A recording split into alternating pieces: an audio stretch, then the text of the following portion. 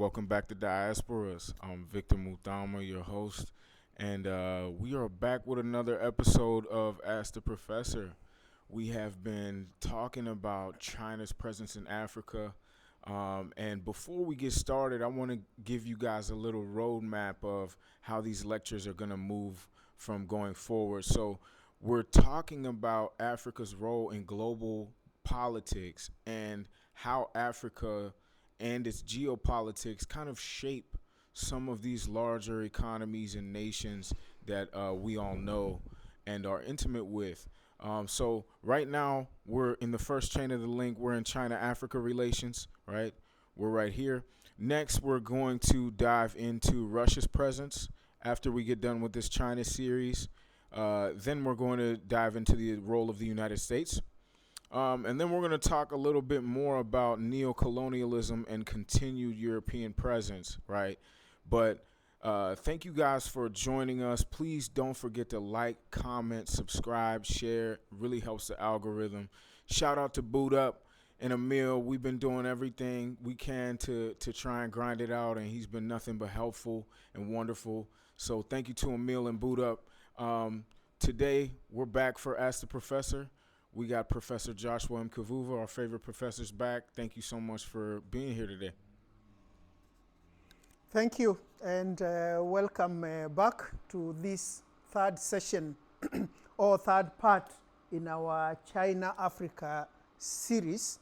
And for those who have not been with us for the previous two, we'll still make this an independent piece, but I would encourage you to listen to the previous ones to get to know exactly how we arrived at what we had. I'll still, like I did with the last part, I'll make this independent of the previous one so that even for those who have not listened to it, they can follow. So I'll try to make it a complete lesson. So getting started, we want just to recap briefly at what we had said.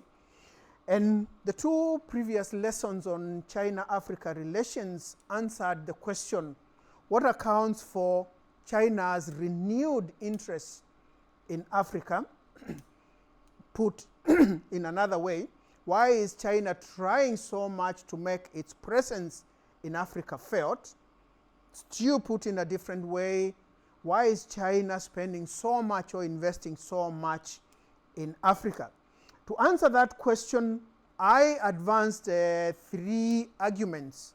The first one was that China's interest in Africa is driven by purely domestic, mostly economic factors meant to advance China as an industrial or an industrializing state. There are certain industrial and manufacturing needs that China can only fulfill them outside the boundaries of China, and China is looking into Africa to resolving them. And we gave these three of them. The second point that we advanced in this relationship is that although China has a geographic, political, security, and military interests in Africa, those interests take a secondary role to the economic, industrial needs.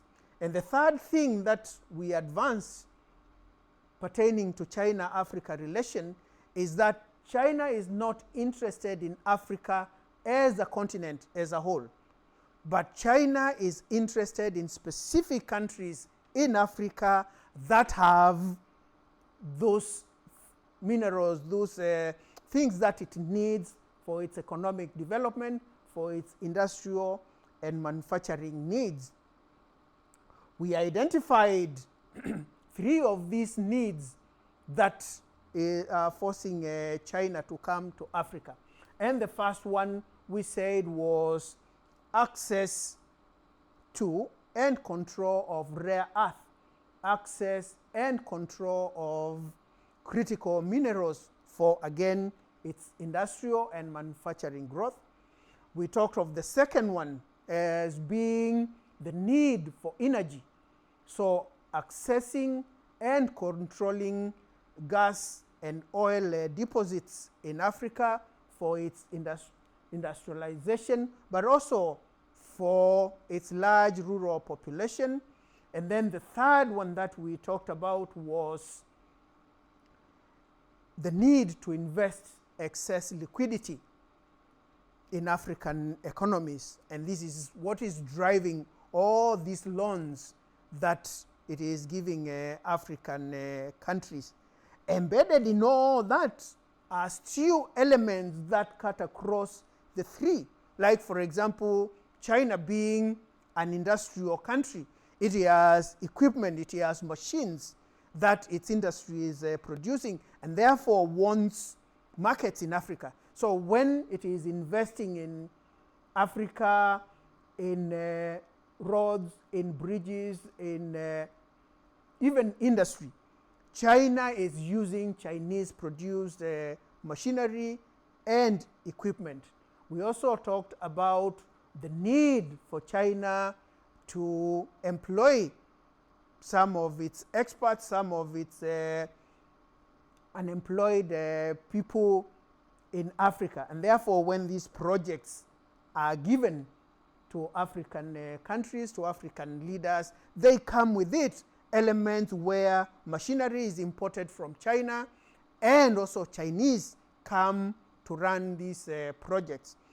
Sometimes it is so bad for the African economy because some of these people who come to do this work are just basic casual laborers, people with no skills. And we found many of these Chinese all over Africa, but the good thing is that they are whitening the African continent. So you find some African families now with Chinese babies as part of the family. So that blended family might probably be the way out for Africa's development.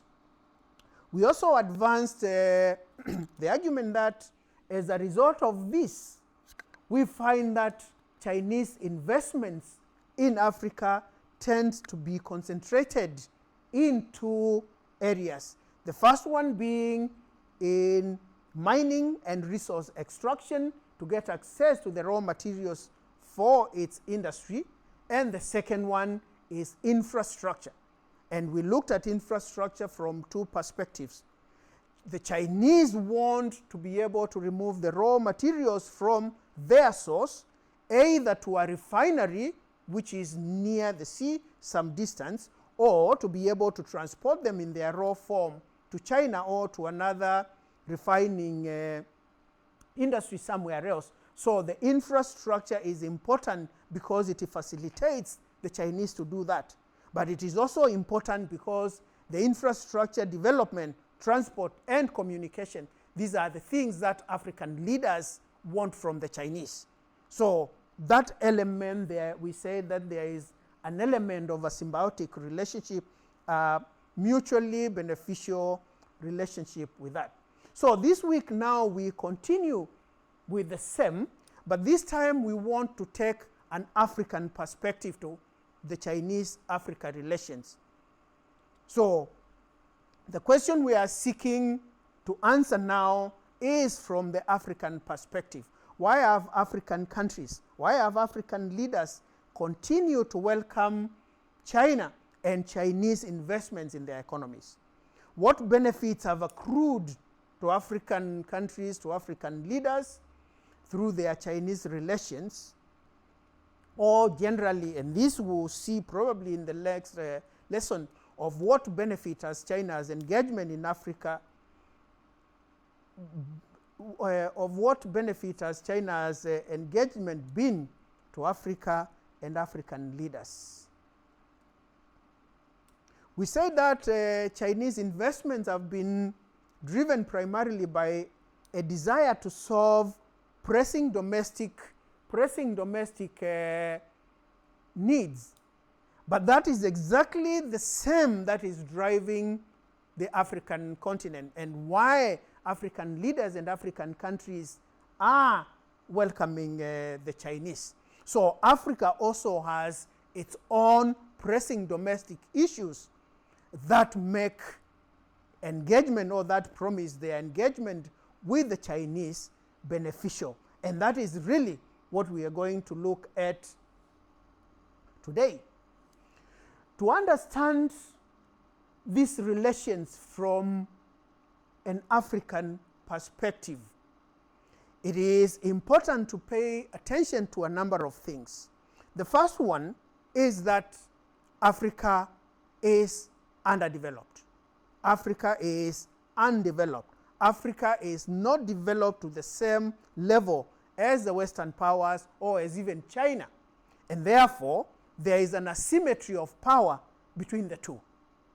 And therefore, to discuss China-Africa relations from the perspective of the Africans, it is important to pay attention to the powerlessness of Africa as a continent, or the African countries, because that powerlessness would determine how much they can get, how much they can't get. The second part to understand about that is the fact that China seems to be driving these interactions. And for Africa to benefit anything, China must have a benefit as well. And to be able to understand this, I want to give you a short story about the relations between the poor man and the rich man. Anytime those two are in a relationship, when the poor man gets sick, he has to find a way of going to the rich man and telling the rich man, I am not feeling well, I am sick. But when the rich man gets sick, it is still the same poor man who goes to the rich man, knocks at his door, and when he's opened, he says, oh, I understand you are sick. There is not a single time the rich man goes to the poor man, except when the poor man has something that the rich man wants. And this can be, like for the case of Africa, the minerals that are there. Occasionally, there might be a beautiful bride that might force the rich man to go to the poor man, probably a fattened cow or a fattened goat somewhere, but most of the time it is in case of resources. So China comes to Africa, not because Africa has any influence over China, or not because Africa can demand that happen. It's just because China, the rich man in this story, has something that it wants from Africa. And therefore, what we get is Chinese strategy to getting these resources that it wants from Africa. And technically, it is even what the Africans get is to a very large extent determined by China getting something equally better, even better from those interactions. So, now bearing in mind this obscene power asymmetry between the two, what can Africa get? But before we get to that, we want to understand what are some of these things that have forced, what are some of the factors that have forced African leaders to look towards the Chinese for solutions to their problems. And these are the factors that we want to address today. So, like China, which we said had domestic problems that could find solutions in Africa, Africa has also problems that it was convinced, or probably out of desperation, realized it could try to solve them from China. So what are these problems? The first one is just what we've already talked about, the condition of the continent and almost every country within it, even including South Africa, that they are all branded as developing, undeveloped, underdeveloped. You can pick the one that you are comfortable describing it. And because of that condition, Africa has industrial need. Africa has developmental need. Africa has infrastructural need that has forced it to go to China to get either the money to do it, to get the technical know-how to get it, or to get expertise, or to get the machinery, or a combination of that. To understand this, remember, Africa is not coming into contact with China out of a vacuum. The interactions are part and parcel of the interactions that African countries had with the developed countries, whether we are looking at it as the Western world, the Western democracies, America, Europe. Africa had relations with them, and these relations did not bear fruit. Many of scholars addressing these, they use terms as neocolonialism, elements of agents of underdevelopment. So relations with the previously developed countries did not help Africa to get out of it. And therefore, China presented itself as an alternative to this. So China was seen as an agent that can help with this. And in the previous lesson, we saw many of the infrastructural projects that China has developed in Africa, connecting African cities, connecting African countries with one another, improving airports, improving ports, and making them more efficient. So as a source of development, African countries were convinced China is the place to go to. The second one is that African leaders were forced to look east because of the stringent conditions that Western donor aid, Western donor loans, Western donor development aid and development cooperation came with. Whether we are talking about the donor countries themselves or the institutions that they have created, the IMF, the International Monetary Fund, which the Western world made African countries believe that it meant international mother and father because it is the one that feeds them, or the World Bank. They attached so many conditions to Africa gaining these funds that it became almost impossible for African countries, number one, to either access them, or secondly, once they access them, to do with them, to do with these funds whatever they wanted.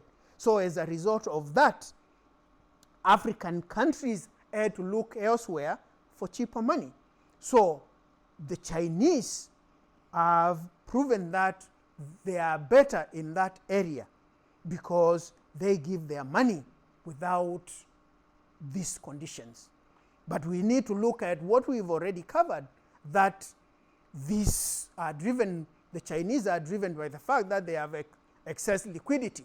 So really they don't care as long as they can have profits, and as long as if you do not pay, they can attach some of the national assets like ports and airports. Again, related to that is the historical relations between Africa and the West.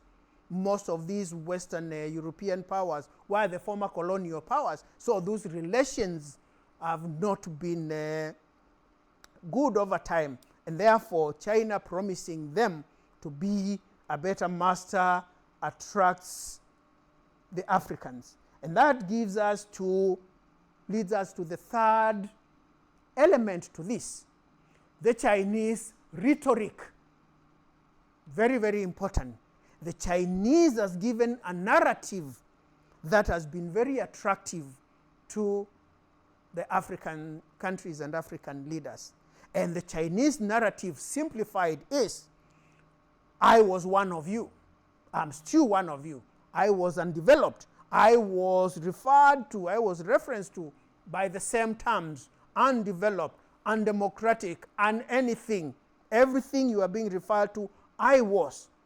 Every problem that has been put across and against you, it was put against me, but I was able to overcome it. And therefore, number one, I know how to do it. And number two, I am willing to help you. Number three, because I know how I got out of it, I can give you whatever you need to get out of it. And therefore, this is a narrative that is very attractive to the African leaders. That they can, because he knows how to do it, we can get out of it. Whether that is true is a different thing. And this is why, if you listen to our first and second lesson, we talked of specific things that China is doing. And one of it is the kind of machines, the kind of equipment that they are bringing to Africa.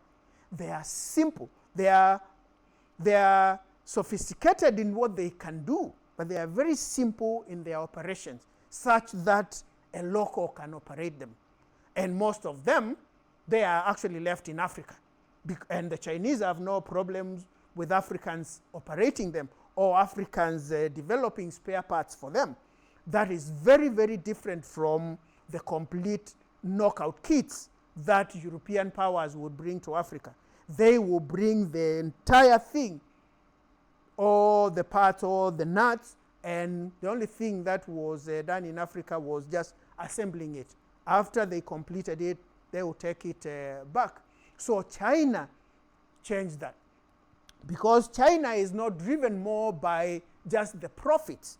China can afford to give a government grant, knowing that that grant will purchase Chinese machinery, and that grant will enable a number of Chinese nationals to come and find employment here.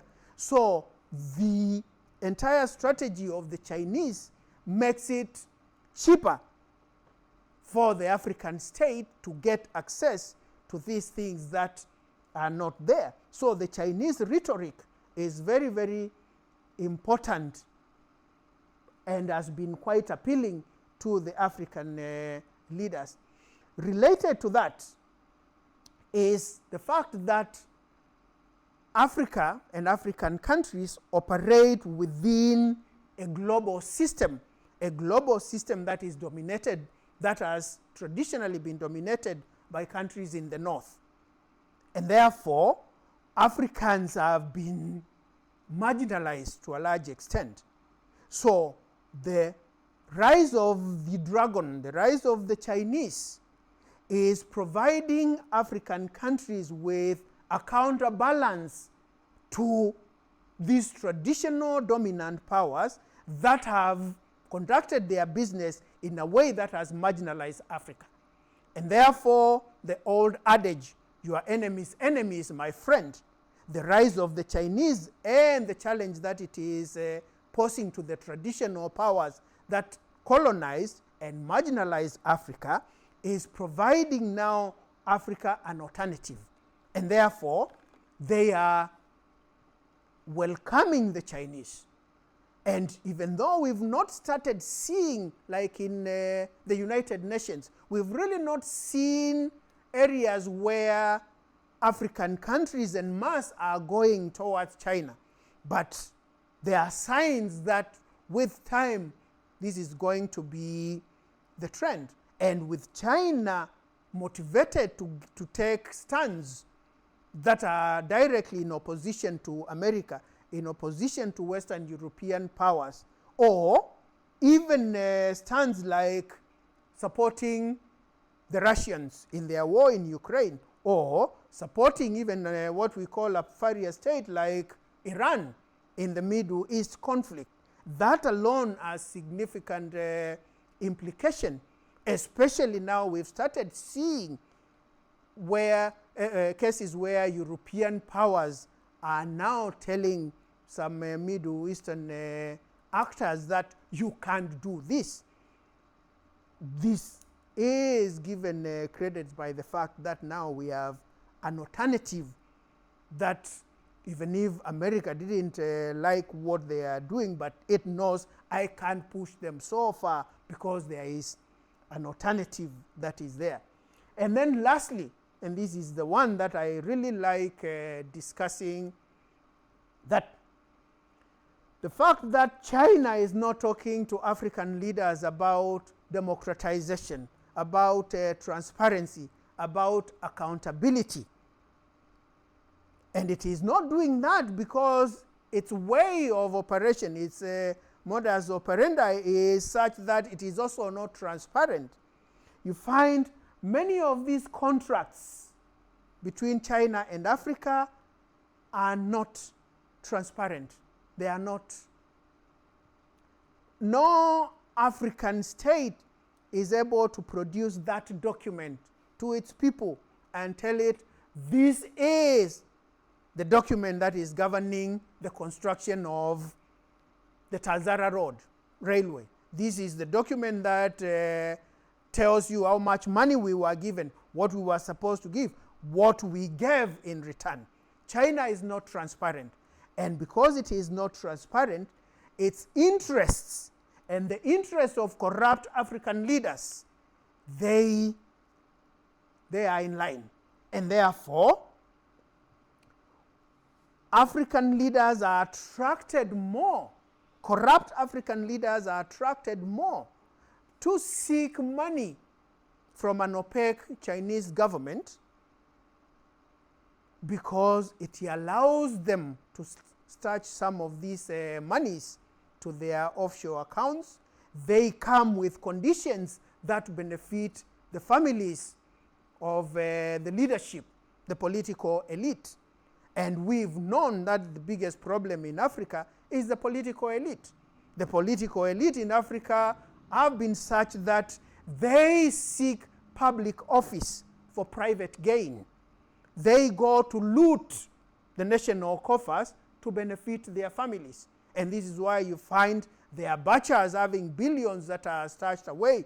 The Kamuzu Bandas, the Mobutu Sese Sekos, the Bokasas, all these people had amassed so much. But when they died, because the money was in Western capitals, nobody is able to reach there. So, and the Western powers, even when they keep on singing and shouting democratization and transparency, will not be transparent enough to tell you, oh, this was the money that was stolen from your country by your president. Now that he's dead, let me give it back to you. They will not do that.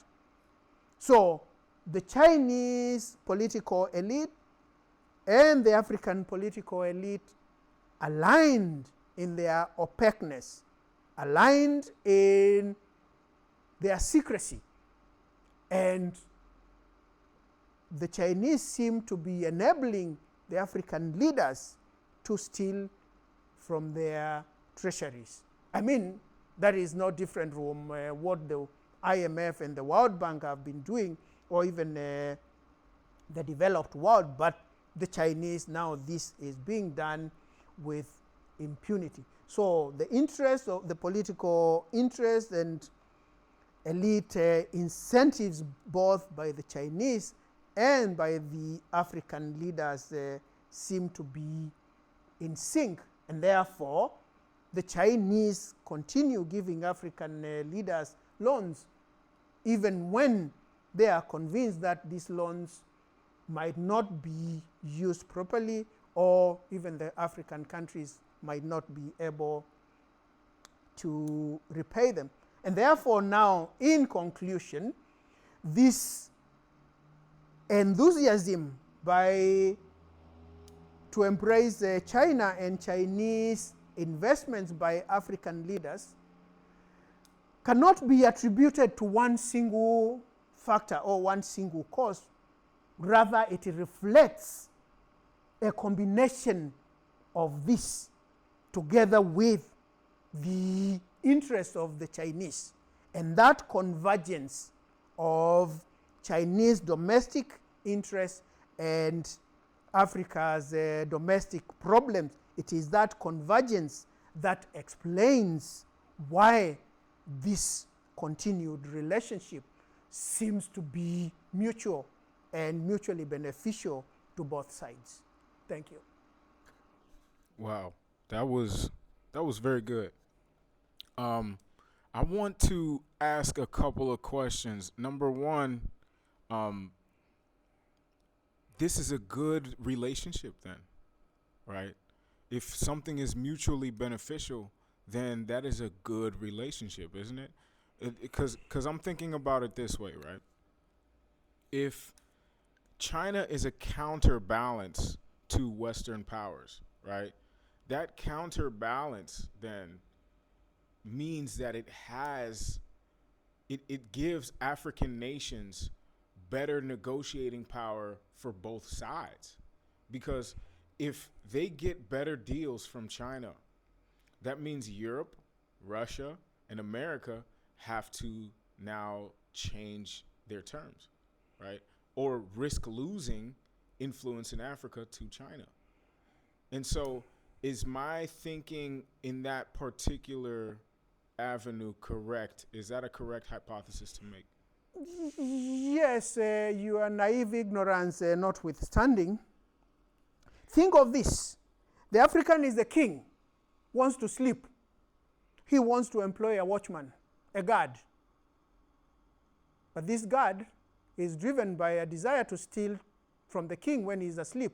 Does it matter whether the guard is European or the guard is Chinese? As long as both are stealing. You will wake up in the morning and find, yes, the guard is at the door, but your resources have been stolen. One might steal singing your favorite song. The other one might give you the favorite girlfriend if you are from Swaziland, King Muswati. But the fact of the matter will still remain that they stole while you are asleep. When you wake up, the resources are not there. So, is China stealing though if they're giving Kenya something for something? Because again, I've heard the term fair exchange is no robbery. I can't say this is fair exchange simply due to the power dynamic. But they're certainly getting, or the country's not getting any more, but the leaders might be, right? We talked about the leaders. Are the countries getting more from China as a whole than they would from other powers? I think now that we can compare the two, because we had a regime where almost every development element came from the Western world, and now we have one where a lot has come from the Chinese. All things being equal, is Nairobi today better? Is Kenya better under the Chinese than under the British hegemony? If you are an elite, you tell me yes, because an elite is able to drive his car, which is still under loan, from one point A to point B without any traffic jam. That is okay. So that elite will tell you it is good. But what is the impact of that to the rest of the economy? You are importing more gas. Your energy costs have gone higher. And because your resources are finite, it means the more money you are using for transport, for your energy sources, you are spending less in education. You are spending less in something else. You are spending less elsewhere. And the answer to your question is just where you are seated determines how far you can see. Some will say it is of benefit. Others will say it is not. I understand. Wow, this was a great talk. This was a great talk. So there has to be a competition for certain rare earth minerals between the West and the Dragon. Are any African leaders corrupt or not exploiting this increased competition? How does one, the dragon, or USA build a moat of protective barrier of exclusivity for Africa's resources deep into the future? Shout out Emil for this question. Emil, you might not be familiar with the phrase, but there is a phrase we've kept on saying a lot, a monkey and a banana. When you are dealing with a monkey, give a monkey a ripe banana and next to it put gold or diamond. What do you think the monkey will go for? The banana. That has been the story of Africans, that they do not know the value of what they have. And this is not just in resources. They don't even recognize the important thing, like the importance of their pigmentation. You find in Africa the industry that is thriving is one of bleaching. So now how do you tell that person who wants to be a slave to the white person, as long as you can bring them to America, as long as you can take them to Europe? That is not the person that you will even engage that kind of thing. So that is the proverbial monkey and a banana. And unfortunately, just because they have money, they don't change that mentality. That one cannot just invest in knowing the value of those resources, or even invest in knowing where these resources are. And just Google search, we've come to see places in Africa where there are resources, but the African leaders have no idea, or they have no interest in knowing that value and even mining them. And even sometimes when they know the value of it, like now we know in Congo and it's gold, that it is being mined and taken to Kuwait, the African leader will be okay taking 1% for his family than selling that at the international prices, international markets, to benefit the country. So greed and personal gain trump nationalism. And unless we have bright nationalistic leaders who are also powerful, we might not change that. Wow. Thank you so much, Professor. Thank you for everybody who's been showing us support. We will continue to deliver. And, thanks again to Boot Up and Emil. And please like, comment, subscribe, and share. And we will continue this series like we previously discussed. Just to recap the roadmap, we're going to continue discussing the global power. So we're still on China. This is most likely our last unit for China. We will then move on to Russia and then move to the United States and neocolonialism. But we're going to continue to build this unit. And as we share curriculums and more knowledge, please give us feedback on what you want to hear. It's called Ask the Professor, so please ask them. Thank you so much. Have a wonderful day.